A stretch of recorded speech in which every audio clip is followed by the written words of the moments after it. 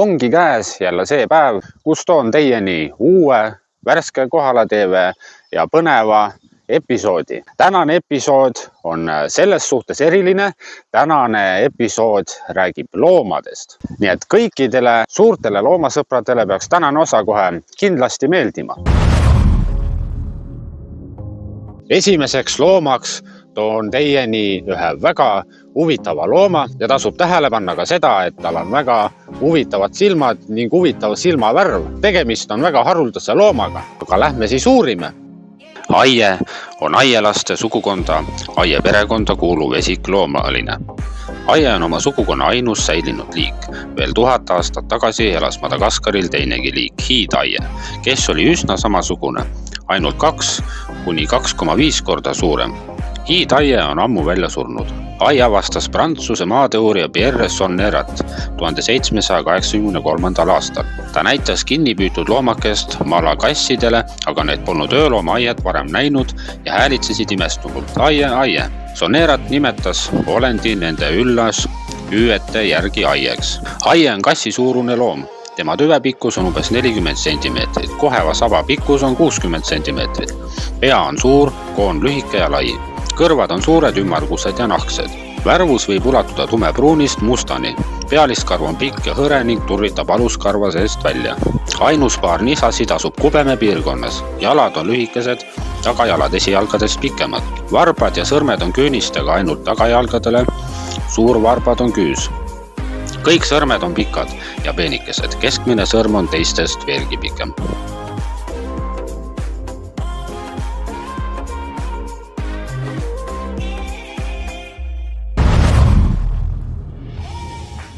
Samuti ka järgnev loom on teile kindlasti põnev uueks teadmiseks, mida meelde jätta. Looma nimeks on lakkhunt. Kas paljud teist teavad, milline ta täpselt siis välja näeb? Paar vihjet võin öelda. Saba ots on valge, ta on pruuni värvi, ta on hästi kõrge kasvult ja kindlasti arvate, et see on rebane. Lähme siis vaatame, kas ta ikka on rebane. Lakkhunt Guara on koerlaste sugukonda lakkhundi perekonda kuuluv kiskja, oma perekonna ainus liik. Lakkhunt on Lõuna-Ameerika suurim koerlane. Tema levila ulatub Brasiiliasse, Paraguayasse, Boliiviasse, Uruguayasse ja Põhja-Argentiinasse. Ta elutseb rohtlates ja sooservades. Neis paigus on tal tänu pikkadele jalgadele kerge üle kõrge rohu saakloomi järgida. Lakkhunt meenutab suurt rebast, ta on omapäraste proportsioonidega. Jalad on pikad, kõrvad suured ja saba lühike. Pika koonu ja sihvaka kaela tõttu tundub keha lüheldane. Kolp meenutab tugevasti rebase oma. Ka värvus on iseäralik. Pealt poolt on keha korrakas orants, alt poolt aga peaaegu must. Saba seest on ele ja valge tipu. Lakkhundi tüvepikkus on umbes 125 cm, saba pikkus ligi 30 cm, õla kõrgus kuni 75 cm, mass 20 kuni 23 kg. Lakkhuntidel on hea kuulmine, nende saagiks langevad peamiselt aguutid, pakad, linnud, roomajad ja putukad. Nad söövad ka taimetoitu, näiteks maha kukkunud puuvilju. Võimalusel näppab lakkhunt kodulinde ja haruarva hulgakesi koos murrab lambaid. Pojad sünnivad talvel harilikult, on need vaid 2 kuni 3. Kutsikad on tumedad, välja arvatud valge sabaots.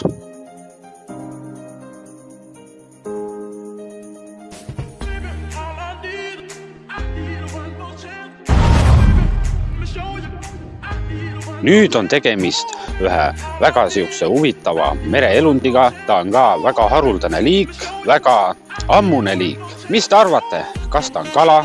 Kas ta on mingi merepõhine taim või ei ole? Tumbo 8-jalad ehk rimpoteuhtised on teadaolevad kõige sügavamal ookeanis elavad 8-jalad, kelle keskmine eluiga on 3 kuni 5 aastat. Neil pole erinevalt teistest 8-jalgadest tindikotti ja nad ei suuda värvi muuta. Sellised 8-jalad elavad ookeani sügavustest ja mõne liigi isendid on leitud isegi 7000 meetri sügavuselt. Ehkki tavaliselt elavad sellised 8-jalad 100 kuni 5000 meetri sügavusel. Tavaliselt kasvavad need 8-jalad täiskasvanu eas 20 cm pikkuseks, kuid kõige suuremad selle perekonna esindajad kasvavad 180 cm pikkusteks ja kaaluda sama palju kui väike koer.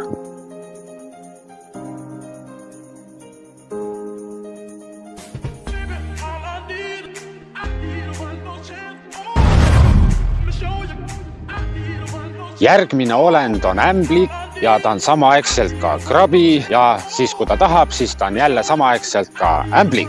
Ta elab Aasias, millega ta veel tegeleb, mis eluviisi ta elab ja kes ta siis õigupoolest on.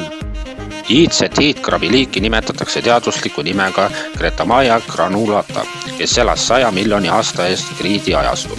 Sel ajal oli isend veel väiksemates mõõtudes, olles alla 2,5 sentimeetri pikkune. Ühe maailma suurima krabilise Jaapani hiidkrabi jalgade siruulatus võib küündida 4 meetrini, keha kõrgus kuni 37 sentimeetrit ja kaal umbes 20 kilogrammi.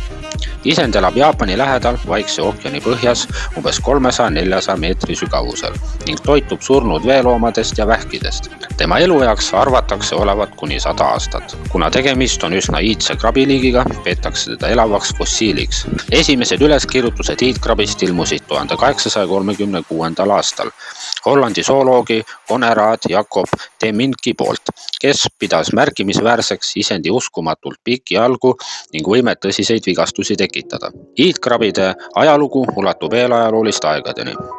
2013. aastal avastasid teadlased vanima teadaoleva hiidkrabiliigi Hispaania põhjaosas. Kuigi hiidkrabi võib oma suuruse poolest hirmuäratav tunduda, jääb ta kaalu poolest siiski alla Ameerika vähile, kelle kaalunumber ületab hiidkrabi oma.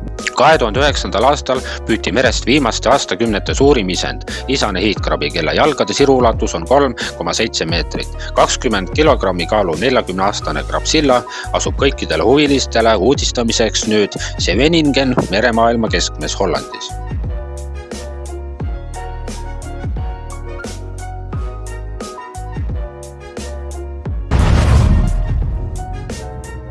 Järgneval loomal on olemas harjased, on olemas vöö, kõik asjad ja ta on siukene suhteliselt pisike ja muidugi ta on imetaja. Kes ta on? Ei tea, tulge lähme vaatame. Harjasvöölane on imetajate perekonnast, vööliste seltsist, vöölaste sugukonnast, harjasvöölaste alamsugukonnast. Harjasvöölased on väikesed kuni keskmise suurusega vöölased, tüvepikkusega umbes 20–36 cm ja sabapikkusega 9–18 cm. Kaal varieerub 0,5 kuni 3,5 kilogrammi vahel.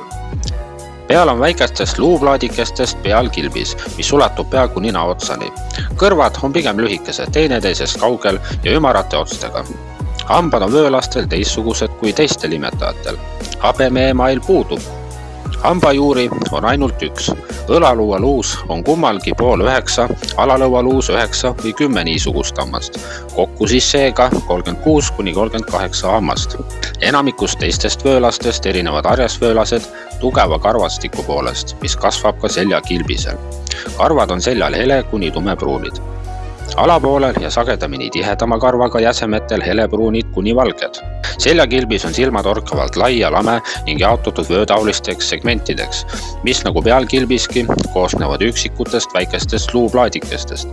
Kilbise jäiga õla ja vaagnaosa vahel on 7–9 liikuvat vööd. Kilbise tagumises otsas on plaadikestest üksikud augud, milles on näärmed, mis annavad harjasvöölasteks iseloomuliku lõhna. Lühikesed jalad lõpevad ees ja taga 5 küünistega kaitstud varbaga. Harjasvöölased on Lõuna-Ameerika endeemid. Neid leidub Lõuna-Ameerika kesk- ja lõunaosas, sealhulgas Argentiinas, Boliivias, Tšiilis ja Paraguay's. Nad elavad kuivadel avamaadel ja on omnivoorid.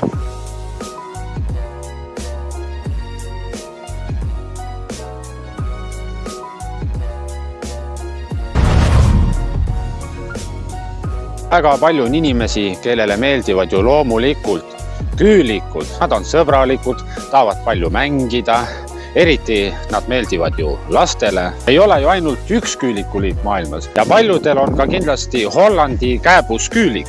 Millise liigi esindajaga täpselt tegu on, lähme teeme taga tutvust. Hollandi küülik on väikest tõuguküülik. Tõug pärineb 1850. aastast, mil teda nimetati Hollandriks. Tõug toodi Inglismaale 1864. aastal. Hollandi küülik sai kiiresti populaarseks paljudes maades.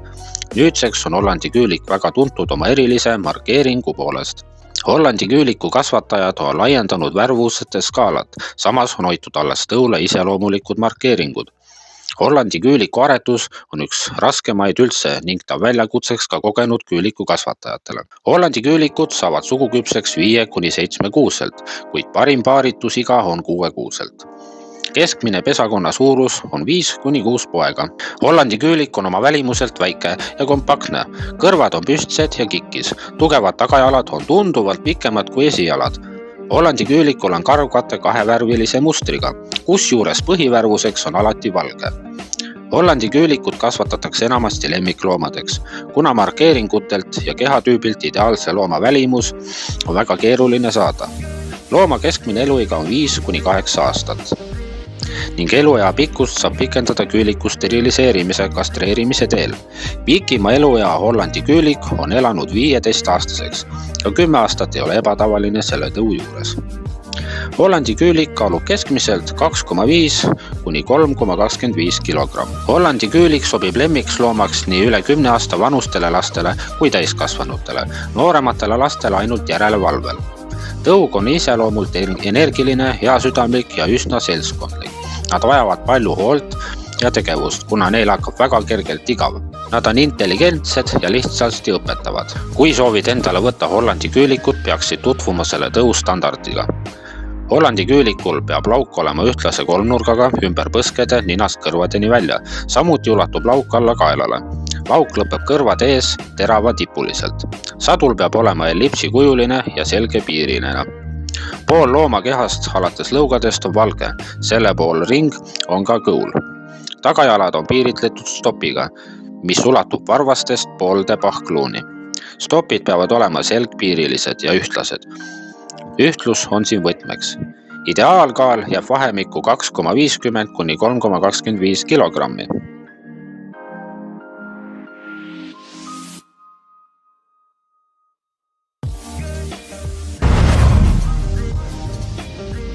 Järgmine väga haruldane ja vähetuntud imetaja, ta kannab nime keiser Tamariin. Ei, tegemist ei ole Jaapani keisriga. Ta on väga huvitava ja omapärase ning elegantse välimusega.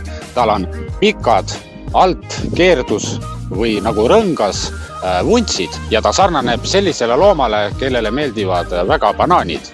Keiser tamariin on tamariinide perekonda kuuluv imetaja. Nad on aktiivsed, kiired, gratsilised, sõbralikud ja mänguhimulised. Karusnahk on peamiselt tallivärvusega ja rind on kollakas pruun. Jäsemed on mustad ja saba on pruun. Loomal on pikad õlgadeni ulatuvad valged vuntsid.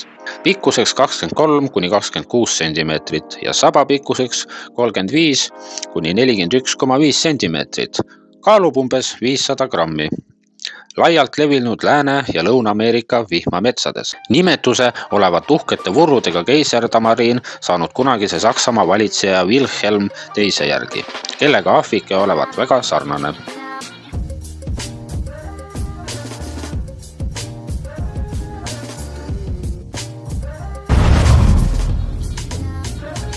No näete siis, tänane episood jälle vaadatud, uued teadmised jälle olemas loomade kohta. Kui te tahate, et ka järgmises episoodis tuleks huvitavatest teemadest mingi sisukas osa, siis loomulikult andke mulle meili peale märku ning ärge unustage siis tellida ka õnnitlus- ja tervitusvideoid. Seniks kõike paremat!